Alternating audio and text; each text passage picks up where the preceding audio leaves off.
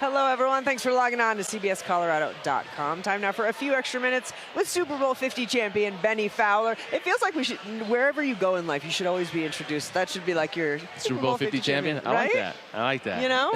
You know, it gives you a lot of cachet for good reason. And so I want to talk to you, obviously, about yesterday's game. And something we didn't get to talk about on the show is all the penalties. I heard you say this on your postgame show yesterday that you either are coaching that or you're allowing it. Can you just kind of expand on that a little bit more? Yeah, either you're coaching that or you're allowing it to happen. And that's something that's one of just those football terms that the head coach would always say to our position coaches at Michigan State, or I've heard Gary Kubiak say that to, guys like Eric Studesville, who's a running back coach here, or Ty Tober, who was a receivers coach.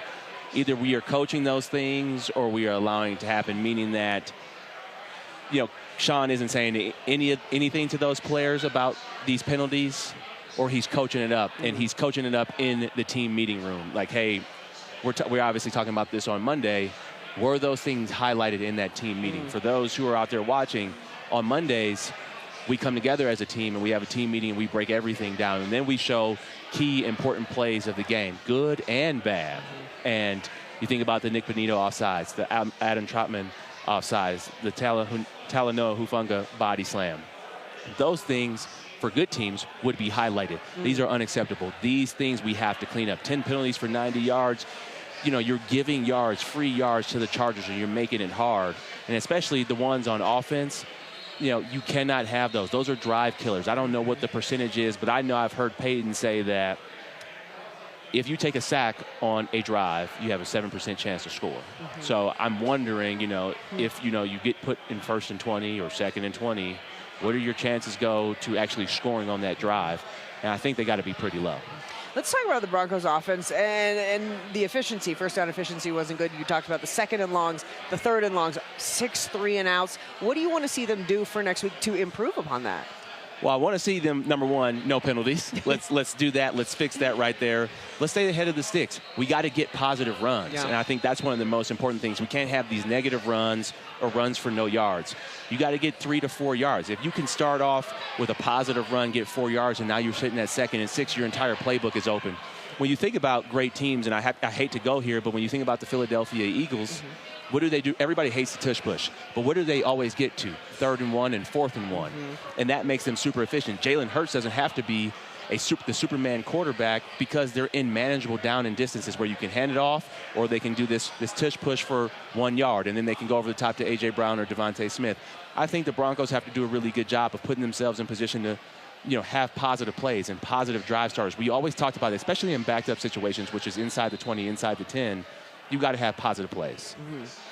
So going into next week, then, we need positive plays. Yep. Okay, but they're taking on a Bengals team without Joe Burrow. How crucial is this one to get right, to not have those penalties, to everything you just said, essentially? Yeah, number one, this is a must-win. Do not take this Bengals team for granted. Everybody in the NFL is very talented. And when I think about this, I think about, the time that, I don't know, maybe we were 3-1 when we were playing the New York Giants without Odell, Sterling Shepard, and Brandon Marshall. They had this incredible receiving core. All those guys got hurt, and Evan Ingram ends up having a big game here on Monday Night Football, and the New York Giants end up beating us, and that was our season went downhill from there. So don't take this team for granted. Have positive plays. You'd have to pick Jake Browning off. You saw Minnesota last week have enforced, 3 turnovers for him and a couple of defensive touchdowns. Want to see this defense now take the next step. You're a great defense. You're a bend, don't break type defense, but how do you now start getting those pick sixes, those fumble recoveries for touchdowns to help the offense out? So the Broncos are 1-2. They were 1-2 same time this time last year, but it feels like there's a little bit more of a sense of panic of fans. Maybe the expectations were higher. Maybe that's a piece of it. But you look at it, they're 1-2, and then they went on that nice little run. So when you're looking at the Broncos right now, 2025, 1-2, are you concerned? Do you feel like it's a similar path to last year? Where do you stand? I think it's a similar path to last year. I think this team is better than they were last year at this time. I think you get a win on Monday Night Football, and then you go to Philadelphia, and then you'll have a real test, a real measuring test to see where you are. But the Colts are 3-0. You played a really good team, so they're for real.